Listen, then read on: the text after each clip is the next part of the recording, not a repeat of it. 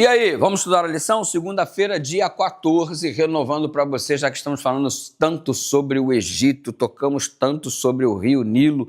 Que tal você conhecer o Egito, as pirâmides, o Rio Nilo, subir o Monte Sinai, conhecer toda aquela região simplesmente fantástica, uma experiência única. E além disso, ir também em Israel e também em Dubai.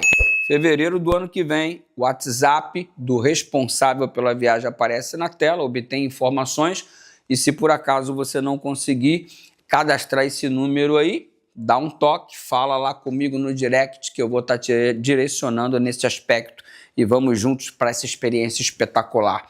Se liga aqui, porque a lição de hoje está falando sobre o começo difícil, cujo assunto já tocamos no sábado na abertura desta semana.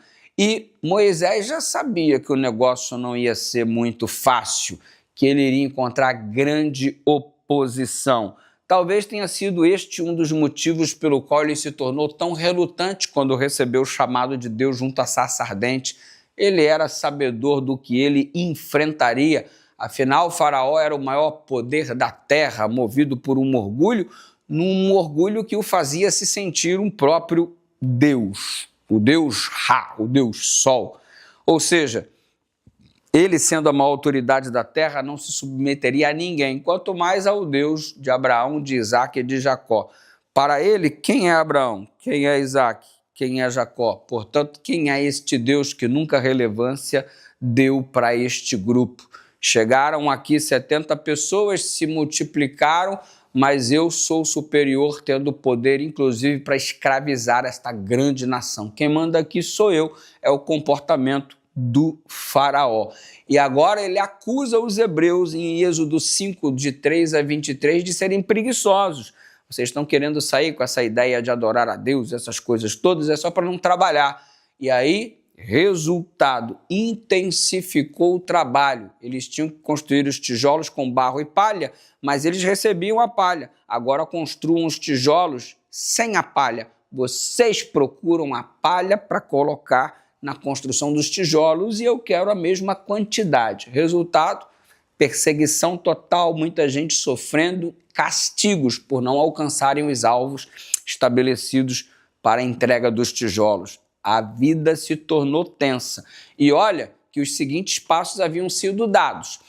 Moisés se reuniu com os líderes, os anciões do povo, antes de ir a Faraó, falou do plano de Deus de libertá-los, apresentou sinais, a vara que se transformou numa serpente e depois voltou a ser vara, a mão que foi tomada por lepra e depois foi curada, e até mesmo o fato de água se tornar em sangue lá do Rio Nilo. Moisés demonstrou isso e o povo, o Senhor é Deus, então vai dar certo, vamos... Ei, uma luz no fim do túnel, primeira vez que eles apresentam uma esperança concreta de libertação, estavam felizes. E aí o Moisés vai diante do Faraó, toma esse banho de água fria e o resultado, o povo é castigado com mais trabalho e agora Moisés tem o desafeto de Faraó e o desafeto dos líderes do povo. Moisés toma pressão de todo lado.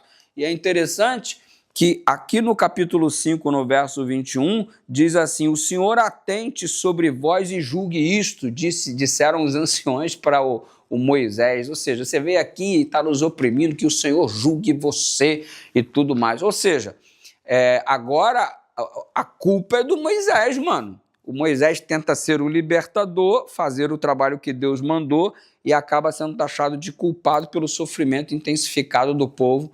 E foi um sofrimento colocado a mais por determinação do Faraó.